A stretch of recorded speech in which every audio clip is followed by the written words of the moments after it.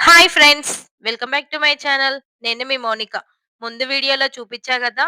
Sarala Maisamma route అని. ఇక్కడైతే అంతా గ్రీనరీయే ఉంటుంది. ఎటు చూసినా కూడా. ఇక్కడైతే మనము స్ అమ్మవారి దగ్గరికి వెళ్ళాలంటే కొన్ని స్టెప్స్ అయితే ఎక్కాలి. ఎక్కిన తర్వాత మనం 3 ప్రదక్షిణలు చేసిన తర్వాత దర్శనం లైన్‌లో అయితే నిల్చోవాలి.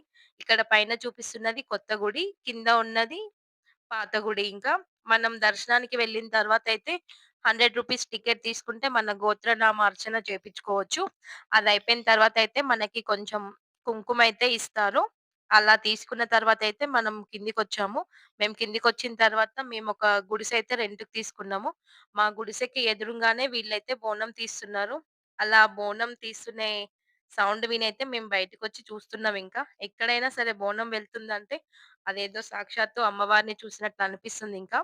ఇక్కడ మేము బోనం చూసిన తర్వాతయితే ఇంకా లంచ్ అయిన తర్వాత మేమైతే పొలాల దగ్గరికైతే వచ్చేసాము. ఇక్కడైతే కొంచెం దగ్గరలోనే మేము తీసుకున్న రెంట్ గుడిసెకి దగ్గరలోనే ఈ పొలమైతే ఉంది. ఈ పొలం దగ్గరైతే మోటారేసుంది. వాటరయితే పోతూనే ఉన్నాయి.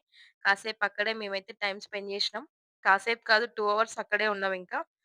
ఇక్కడి నుంచయితే ఇంక రావాలనైతే అనిపించలేదు. అదేదో మా పొలంలో తిరిగినట్టు తిరిగినాం మేమైతే. Thank you. థాంక్స్